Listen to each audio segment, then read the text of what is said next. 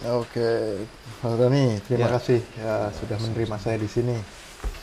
Ada beberapa hal yang kita ingin obrol-obrolkan terkait dengan pengembangan pariwisata di Desa Merabu ini. Nah, Mas Doni sebagai pengelola pengelola. pariwisata di sini ya, wisata di sini. Daya tarik yang luar biasa untuk menjadikan wisata kalau menurut Mas Doni apa? Ya, kalau menurut saya secara pribadi, karena kami sesuai dengan wisata kami peminat khusus, Ya, yang menjadi daya tarik wisata yang paling paling apa namanya eh, ada harapannya lah ke depan. Kalau kami itu goa prasejarah. Kalau seperti danau itu kan di mana-mana ada danau. Nah, tapi kalau goa prasejarah ini mungkin ada beberapa saja di dunia ini. Nah, saya pikir itu yang paling menarik kalau saya secara pribadi. Nah, kalau danau, kita bilang danau kan mungkin di seluruh Indonesia banyak danau. Ada danau ini, danau itu, dan kami juga punya danau. Cuman kalau yang paling menarik buat saya sesuai dengan apa wisata kami peminat khusus, yaitu yang sering dikunjungi itu ya Goa Prasejarah itu. prasejarah. Yang ada telapak Prasejarah itu tangan. kalau menurut pandangannya Mas Doni sehingga menilai ini menjadi sesuatu yang khusus atau istimewa, apa yang Kalau menurut dipahami? saya ini menjadi istimewa buat saya itu karena apa ceritanya. Kalau saya gitu ceritanya, menurut saya juga ini kurang kurang panjang cerita gitu dari orang tua gitu kan. Tapi orang tua bercerita kepada kami bahwa kalau goa ini tempat orang dulu begini begini begini. Gitu kan, jadi menarik buat saya untuk di apa dipromosikan ke orang gitu, karena orang lain kan belum tentu ada gitu kan. Nah, kalau kami ada yang begitu, jadi itu yang menurut saya memang menarik untuk kita ceritakan ke orang itu. Salah satu cerita pentingnya seperti apa? Singkat cerita yang menarik. Kalau cerita pentingnya yang kita kutip dari cerita orang-orang tua kami yang mereka ceritakan itu goa tempat orang tua dulu eh, bertemu, ada pertemuan-pertemuan begitu kan. Jadi di situ mereka kumpul karena orang-orang dulu di sini menurut sejarahnya dia tidak satu tempat, dia berlainan tempat, ada goa sini, ada di goa sana. Jadi setiap dia mau adakan pertemuan, jadi mereka ke situ, mungkin entah entah itu banyak orang atau sedikit orang. Kita tidak tahu persis berapa orang banyak mereka, yang jelas di situ sering mereka bertemu. Itu yang apa bisa kita ceritakan, karena dulu kan orang kalau orang Dayak itu ceritanya memang betul mungkin karena orang Dayak dulu kan katanya makan manusia. Makan manusia, kenapa dia makan manusia? Karena dia saling membunuh satu dengan yang lain, saling tidak kenal atau saling tidak tidak apa namanya tidak cocok gitu kan. Jadi mungkin ada satu dua orang yang cocok, di situ mereka sering bertemu. Itu menurut cerita orang tua. Ya, penanda dari bertemunya orang di goa sehingga goa itu menjadi penting, penandanya yang menjadi sumber cerita itu apa ya? Di situ ada seperti absen mereka. Absen itu ada telapak tangan, apa gambar telapak tangan, entah mereka buat itu pakai apa kami juga tidak mengerti. Yang jelas di situ masih ada gambar telapak tangan di situ. Ada beberapa telapak tangan di dalam goa itu, di langit-langit goa, kemudian di dinding-dinding goa itu. Nah, itulah yang menandakan bahwa mereka di situ sering ada pertemuan begitu. Nah, kenapa dia sering pertemuan? Karena setiap gambar telapak tangan itu berbeda-beda bentuknya, tidak sama. Kalau dia cuma satu orang kan jelas dia sama aja bentuknya. Kalau ini dia berbeda-beda bentuk. Bentuknya besarnya? Bentuk besar, itu berbeda panjang, Oke. itu berbeda. Jadi itulah yang mungkin yang menandakan kalau itu adalah tempat salah satu tempat mereka bertemu waktu itu. Nah, kalau bicara tempatnya sekarang, kalau tadi kan penandanya ya, tempatnya yaitu goanya. Ya. Apa yang menjadikan goa itu istimewa selain selain tempat bertemu tadi itu yang ditandai dengan telapak tangan tadi? Ya, kalau kita sesuaikan dengan wisata kami peminat khusus, yang menjadi penarik tempat itu karena dia agak jauh dari sini, agak jauh sekitar 4 kiloan dari kampung, dan di situ tidak ada jalan khusus seperti jalan untuk mobil, motor. Kami tidak izinkan itu. Nah, karena itu kami khususkan untuk trekking. Oke. Jadi hanya jalan kaki, bisa ditempuh dengan jalan kaki aja tempatnya itu. Jadi lingkungannya itu dijaga juga penting. Ya. Di satu sisi telapak tangannya sebagai daya tariknya, tapi lingkungannya itu pun juga sebagai daya tariknya.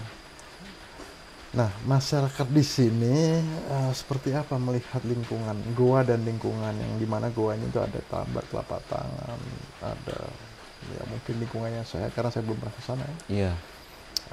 Ada lingkungan-lingkungan tertentu. Itu ada hubungannya nggak dengan masyarakat yang ada di sini? Ya, erat hubungannya dengan masyarakat di sini.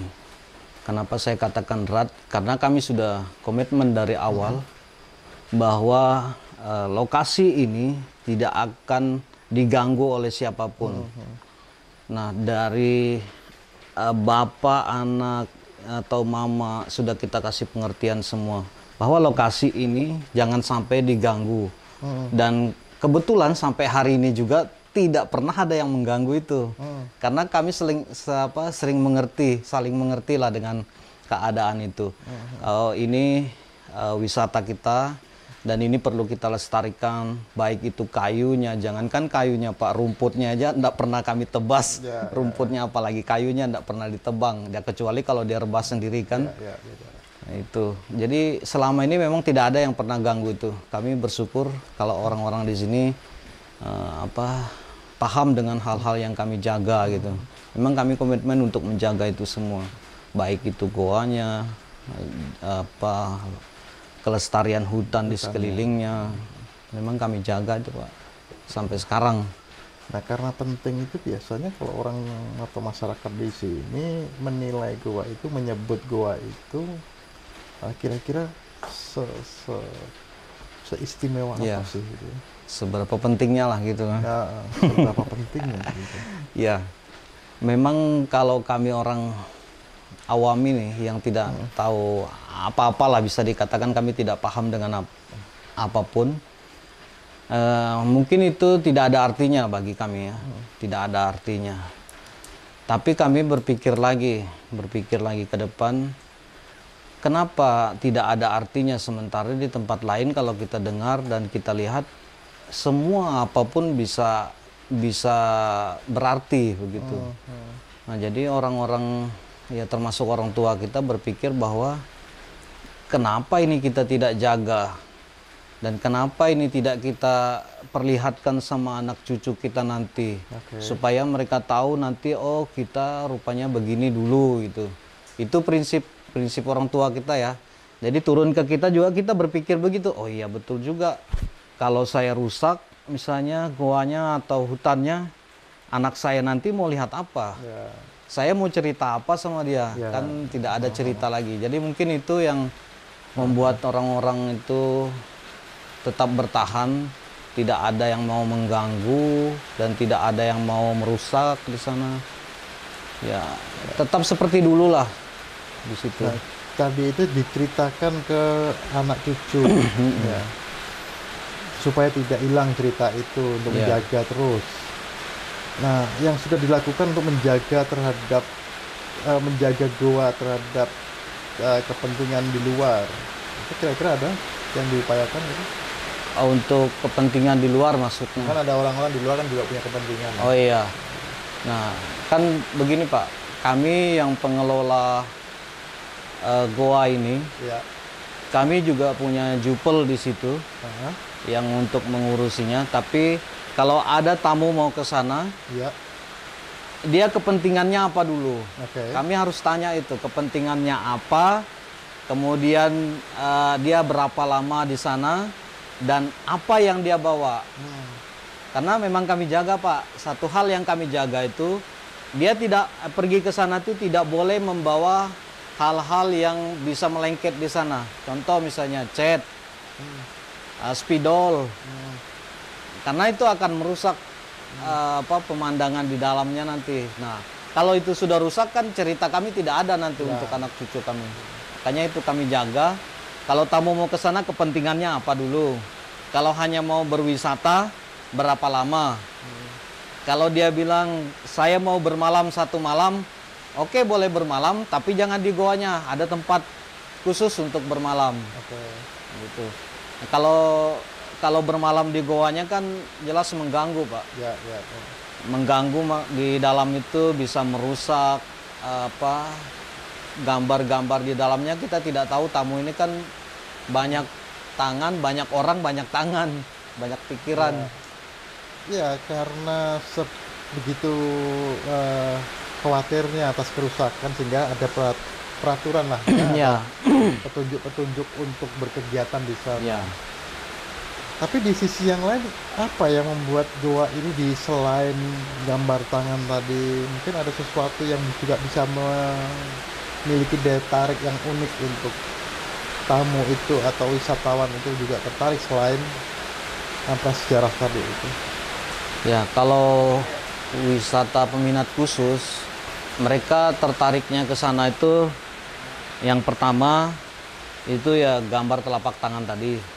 Kemudian yang kedua, kalau menurut saya, dan itu sudah kami lihat dan kami rasakan selama ini, selama tamu-tamu datang itu, mereka mau melihat asli alam yang ada di sekitar situ.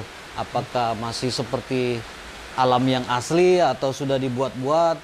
Itu yang kedua. Kemudian mungkin trekkingnya, trekking ke sana, karena kami tidak menggunakan alat ke sana, hanya menggunakan kaki, jalan aja. Nah, kalau menurut saya itu aja sih selama ini yang kami lihat dan kami rasakan. Entah mungkin ada yang lain, kami belum dapat itu. Belum dapat itu. Ya. Misalnya lingkungan di dalam goanya begitu? Ya, di dalam goa itu kan yang kami izinkan sekarang untuk wisatawan itu hanya itu dulu. Memang di dalam goa itu ada lagi goa lain gitu kan. Di dalam goa ada goa gitu. Ya. Nah, cuma itu belum kami izinkan untuk masuk ke situ. Dan di dalam goa itu juga memang tidak ada hal-hal yang seperti gambar telapak tangan tadi, itu tidak ada. Cuman dia goa tembus gitu kan, dia menembus saja ke dalam sana. Atau ada hewan atau yang unik di dalam goa begitu? Apa ya? Kalau hewan kayaknya tidak ada hewan. Selain gambar, apalagi yang menarik orang untuk ya wisata, untuk foto atau untuk menikmati di dalam goanya gitu. Selain gambar telapak tangan. Selain gambar, saya rasa batu yang semakin lama semakin panjang karena tetesan air itu. Nah, kan dulu awalnya dibuka itu kan kalau batu yang di depan itu, depan goa itu kan belum panjang dulu, hanya datar begini aja. Nah, sekarang sudah hampir 2 meter panjangnya turun. Mungkin itu salah satu hal yang menarik orang bisa berfoto di situ. Dan sekarang saya lihat teman-teman yang pulang berwisata dari sana banyak yang berfoto di situ juga. Berarti itu bisa menjadi spot foto mereka, mungkin enak rasanya foto di situ. Nah, selain itu juga di gambar telapak tangan. Dan kalau di gambar telapak tangan itu sebenarnya kalau aturan kami itu kami tidak izinkan sebenarnya dia berfoto di situ. Karena menurut teman-teman yang sudah datang ke sini melihat gambar telapak tangan itu, bahwa lama-kelamaan dia akan pudar. Begitu.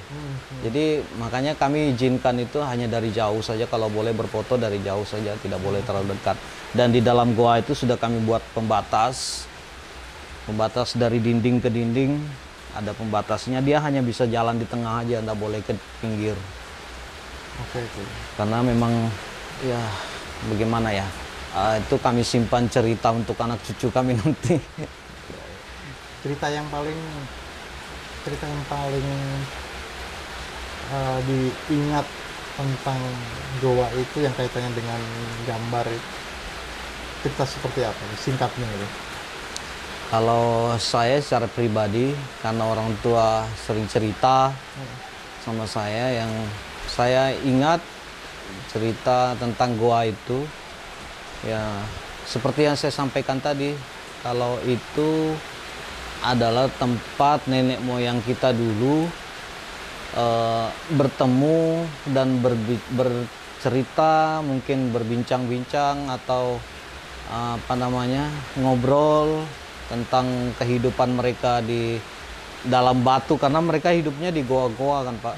Oh, rumahnya di Ya goa. rumahnya di goa-goa. Nggak ada rumahnya seperti kita ini, nggak ada. Jadi itu tempat mereka bertemu, yang mungkin saling kenal lah di situ. Karena mereka dulu, menurut cerita orang tua, mereka tuh saling membunuh satu dengan yang lainnya karena tidak kenal siapa saya dan siapa dia, apakah dia lawan atau kawan, Ya. tidak kenal, ya saling berbunuhan. Jadi apa namanya, kalau ada yang saling kenal dalam hutan itu, oke, kita bertemu di sana, kita ngobrol di sana supaya yang lain tidak lihat, karena goanya kan agak tinggi tuh Pak. Dia agak naik ke atas, dia tempatnya juga tebing gitu. Ya, ya, ya. Jadi sepertinya enak lah untuk ngobrol di situ. Kita pun kalau ke sana itu, kalau kita duduk di mulut goa itu enak melihat ke bawah gitu Ya, ya, ya. untuk Oke. bercerita. Kalau kaitan dengan kembali ke pariwisata, yang dilakukan untuk mempopulerkan site ini atau lokasi goa ini sejauh ini seperti apa ya? Atau punya pandangan yang seperti apa untuk mempopulerkan goa ini ke depannya? Kalau kami sekarang masih kami gali, ada beberapa hari yang lalu kami berbincang bagaimana caranya kita mempromosikan lah istilahnya, mempromosikan atau mempopulerkan wisata kita itu di sini. Dan salah satunya kan kami sudah punya apa namanya, punya IG kampung, IG kampung. Oh, IG. Ya, dari situ kami promosikan. Kemudian dari teman-teman yang sering datang ke sini, minta tolong dengan mereka bagaimana caranya supaya ini bisa diceritakan sama temannya yang lain, supaya mereka bisa berkunjung ke sini. Oke, lewat media sosial. Iya, lewat media sosial mungkin, atau ketemu, bertemu muka dengan teman-temannya yang lain, dia bisa menceritakan kalau goa ini begini gini gini. Mungkin itu cara kami yang sekarang, Pak. Terus kemudian yang dibutuhkan untuk mengembangkan goa ini sehingga menjadi tempat wisata yang bagus, gitu, yang baik, gitu. Yang dibutuhkan kalau menurut Mas Doni apa ya kira-kira untuk kedepannya? Sebenarnya kalau menurut saya sih, dengan keterbatasan kami sekarang yang ada sekarang ini, pengelolanya sekarang ini banyak sih Pak, yang kami butuhkan di situ.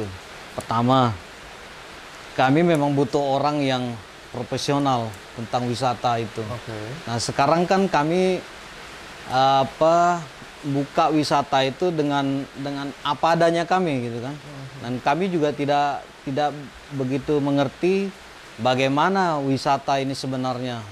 Dan kami itu yang saya butuhkan sekarang, orang yang memang betul-betul tahu tentang wisata, dan kemudian yang bisa mengembangkan wisata. Dan kalau yang lain-lain misalnya untuk pengelolaannya di sini, mungkin bisa saja kami yang mengelolanya. Cuma maksud kami harus ada orang yang membimbing, yang membimbing bagaimana caranya ini bisa populer atau bisa bagus begitu. Dan harapan saya sih ke depan nanti itu tidak akan rusak sampai kapanpun. Ya. Itu harapan saya. Kalau hubungannya goa itu dengan masyarakat adat di sini, adat yang di masyarakat adat di sini, ada nggak hubungannya dengan goa itu? Kalau hubungannya dengan goa itu saya kurang paham ya Pak, apa hubungannya dengan adat di sini. Tapi kalau kita lihat dengan kegiatan adat di sini, Ya. ya itu sepertinya ada juga hubungannya karena setiap kali ada kegiatan mereka selalu bilang begini, apa ada kegiatan adat misalnya begitu, ada kegiatan adat apa namanya pertemuannya di sini itu ada istilahnya, saya lupa pertemuannya itu. Jadi sepertinya mungkin mereka ambil dari situ, dari pertemuan goa itu yang mereka lakukan sekarang gitu. Ada apa istilahnya? Lupa saya. Ya, ya.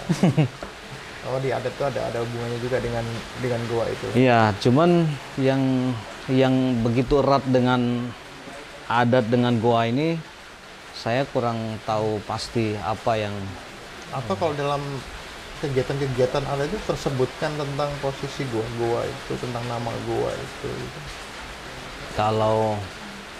Kalau itu tidak ada sih, tapi justru mungkin yang lain yang ada tersebutkan begitu kan. Seperti apa itu?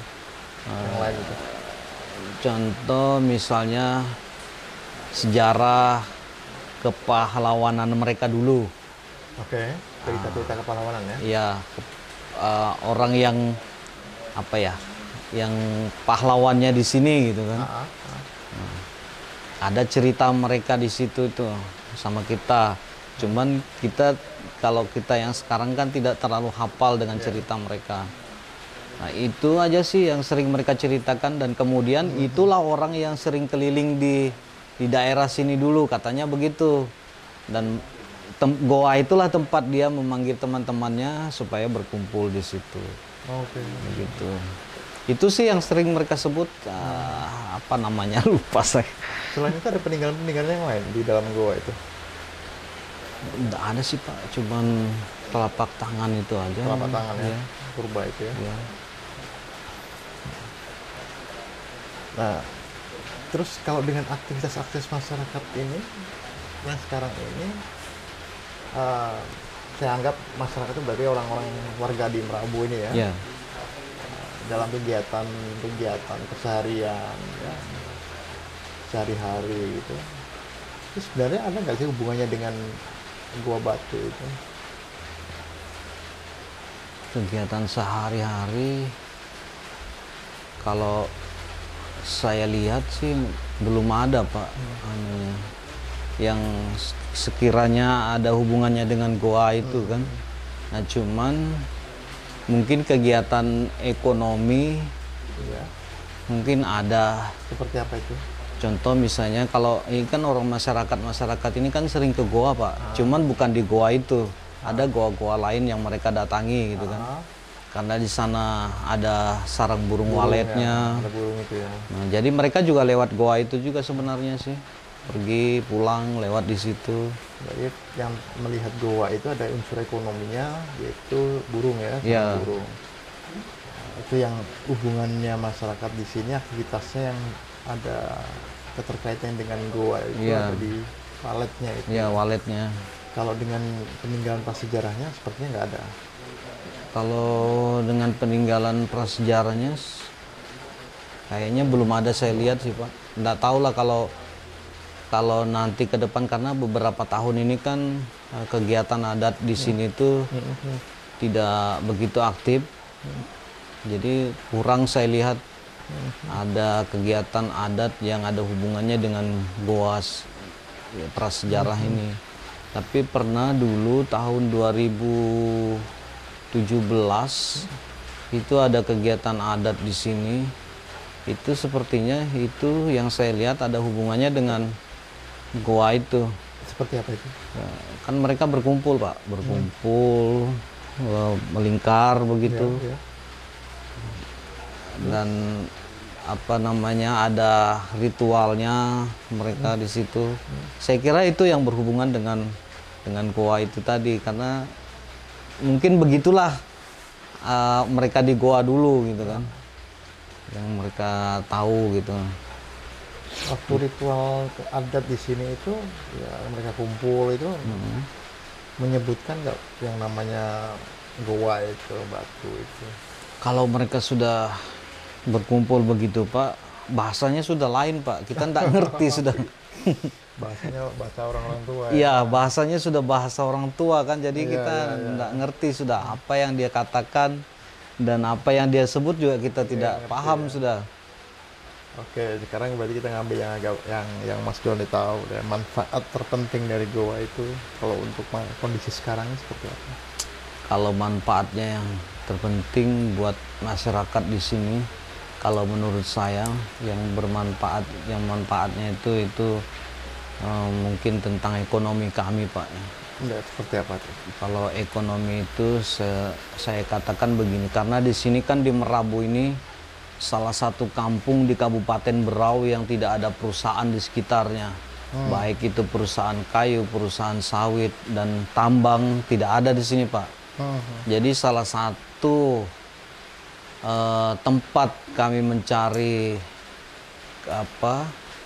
kebutuhan hidup itu ya di wisata ini. Salah satunya itu goa itu. Kenapa saya katakan begitu? Setiap tamu datang, maka kami akan pakai masyarakat di sini 2 sampai 5 orang itu paling sedikit. Dan yang kami naikkan kemarin, tamu-tamu yang datang kemarin itu 7 orang. Nah, itu manfaatnya sangat besar buat kami itu. Kami tidak pandang apakah orang itu mampu dalam kehidupannya setiap hari, apakah dia tidak mampu, tetap kami pakai karena prinsip kami goa itu adalah milik kami semua. Jadi kami tidak membedakan. Saya misalnya, saya seorang kepala desa misalnya, ini misalnya. Saya tidak usah ke sana, tidak usah ngantar tamu misalnya jadi guide. Kami tidak begitu Pak, kecuali kalau orangnya mengatakan, saya diganti aja cari yang lain. Baru kami bisa begitu. Karena memang itu kami mau supaya masyarakat ini ada rasa memiliki di situ. Jadi masyarakat di Merabu ini dilibatkan ya? Dilibatkan semua Pak. Kecuali yang memang tidak bisa bekerja. Kalau yang masih usia produktif tetap kami libatkan. Ini sejak kapan ini pelibatan? Ini keterlibatannya dimulai sejak tahun 2012. Udah lama. Iya, sudah lama. Nah, selama 2012 sampai sekarang ini dengan masyarakat yang terlibat untuk mengantarkan wisata ke sana secara bergantian kan gitu ya, sekian gitu. Kalau kesini di masa-masa sekarang ini, ya setelah ini berjalan begini, dan mereka punya pengalaman juga bersentuhan dengan semakin intensif ya, bersentuhan dengan goa itu. Kalau menurut Mas Doni apa yang dibayangkan atau yang dipikirkan oleh masyarakat tentang goa itu? Sekarang kan sudah berproses gitu ya. Iya. Kalau saya melihat sekarang kan masyarakat di sini karena mereka begitu dekat dengan goa itu, karena kita sering pakai masyarakat di sini dan salah satunya juga kami sering bawa anak-anak sekolah, anak-anak SD itu sering ke sana supaya mereka mengenal ini goa prasejarah orang tua dulu gitu. Nah, itu cara kami mengenalkan goa itu kepada masyarakat di sini kan. Dan kalau saya lihat masyarakat punya kesadaran tentang itu. Yang pertama, kalau ada yang kebetulan lewat di sana, maka dia akan perhatikan goa itu. Perhatikan contoh misalnya, apakah di jalannya itu ada kayu rebah, atau di jalannya itu ada akar melintas. Nah, mereka akan bersihkan gitu, dipelihara. Mereka pelihara dan itu kami tidak kami berikan upah Pak. Itu kesadaran sendiri. Jadi ada yang lewat ke sana, nanti pulang dia tinggal lapor aja ke saya gitu. Pak Doni kemarin saya lewat di sana dan kebetulan ada kayu rebah di situ, sudah saya bersihkan, nggak usah ke sana lagi. Gitu. Jadi itu yang saya lihat sekarang. Jadi kami tidak lagi hanya gini Pak Doni silakan ke sana dulu, tolong dicek dulu. Kami tidak perlu lagi seperti itu. Masyarakat sudah ada kesadaran Iya, bahwa mereka sudah punya ini kesadaran. bisa mengganggu, makanya dibersihkan. Ya, itu sih Pak yang nilai yang paling dekat dengan masyarakat sini kalau saya lihat gitu. Oke. Karena mereka sudah terbiasa dan nyaman rasanya, maka mereka tidak akan lagi mengganggu.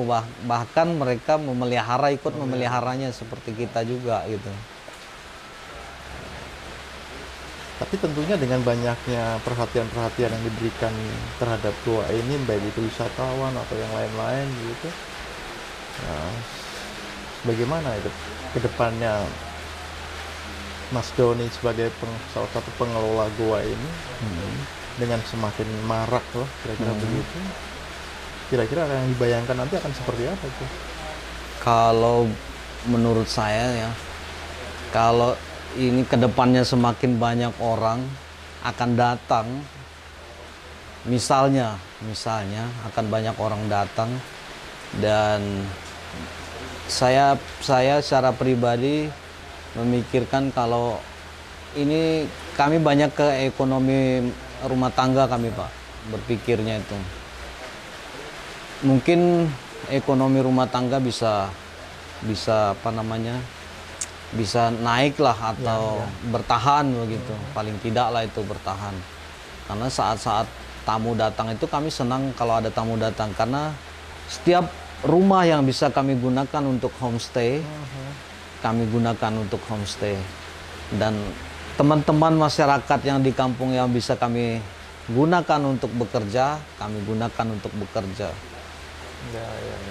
Jadi menurut saya nanti ke depan mungkin tidak ada lagi orang Merabu yang tidak punya pekerjaan lah istilahnya. Mungkin setiap hari ada saja, biar cuman satu kali, tapi setiap hari pasti ada. Itu menurut saya kalau banyak orang gitu datang ya. Nah, untuk memelihara tadi kan sudah ada cerita bagus yang ini nanti jadi kekuatan dari keunikan dari desa, dari goa itu ada peninggalan prasejarah yang bisa diceritakan gitu. Cerita-cerita yang tadi sempat disebutkan atau sempat disampaikan Mas Doni tadi itu ada terdokumentasi dengan baik, narasi ceritanya gitu. Kalau dokumentasinya ini baru kami susun ini Pak. Sudah dicetak cuma belum jadi. Ini bukunya. Cuma belum jadi. Saya sudah berapa kali hubungi teman-teman yang mencetak itu, katanya belum jadi. Jadi kalau sudah ada tadi memang sudah bisa saya perlihatkan dokumentasinya. Karena belum jadi, sudah kami susun, cuma mungkin itu belum sempurna, mungkin perlu lagi revisi, mungkin ada yang kurang, dan cerita-cerita itu kami dapat dari beberapa orang tua yang ada di kampung ini juga. Makanya kami dokumentasikan supaya nanti ke depan tidak hanya cerita dari mulut, tapi ada buku yang bisa kami perlihatkan. Gitu. Dan bisa ditularkan ke generasi berikutnya ya ceritanya. Dan kemudian kalau itu sudah deal bukunya, sudah sudah ini ceritanya, begini sudah, dan itu akan kami perbanyak. Setiap tamu yang datang bisa kami berikan ke tamu misalnya, supaya dia tidak hanya datang melihat saja, tapi dia juga dapat ilmu tentang sejarah yang ada di situ. Versi ringkasnya juga belum diproduksi juga ya? Belum Pak, belum. Karena masih persiapan, karena kami ini apa namanya, itu saya katakan tadi, kami perlu orang yang memang ada bakat dan profesional di situ, dan siapapun dia yang bisa kami dekati, yang bisa kami minta bantu, dan kami minta bantu. Dan mereka itulah yang membantu kami. Oh Mas Doni begini, nanti Mas Doni buatkan begini. Gitu. Makanya kami terpikir ke situ. Kalau kemampuan kami secara pribadi, kami tidak akan sampai ke sana, Pak. Oke, terakhir Doni. Yang terbesit di pikirannya Mas Doni, dalam istilah orang di Merandu, apa yang paling penting yang ada di goa itu, atau apa yang paling penting dengan wilayah Batu itu? Kalau secara pribadi, saya melihat masyarakat itu kenapa dia tetap menjaga itu, ikut serta menjaga bersama-sama dengan kami sebagai pengelola. Ya. Karena yang kami pikir, mungkin yang masyarakat di sini pikir, karena sudah sadar dan sudah sedikit tahu, karena itu batu khas ini, kalau di Indonesia mungkin ada tapi tidak seperti ini. Oke. Nah itu, dan kemudian kenapa kami tetap jaga dan tidak mau diapa-apakan, karena kami butuh air setiap hari. Air bersih yang kami pakai sekarang ini adalah dari batu sana, dan itu pun air yang menurut kami air yang paling bagus. Itu yang saya kira masyarakat di sini pikirkan sekarang ini, supaya batu itu tidak rusak dan air kita tidak akan rusak. Dan itu juga tidak ada di mana-mana, batu itu tidak ada di mana-mana. Mungkin kalau kita pikir sekarang ini tidak ada gunanya buat kita batu itu. Tapi entah ke depan kita tidak tahu batu itu berguna dan tidaknya kita tidak tahu. Yang jelas batu itu sekarang tetap kita jaga dan jangan diapa-apakan.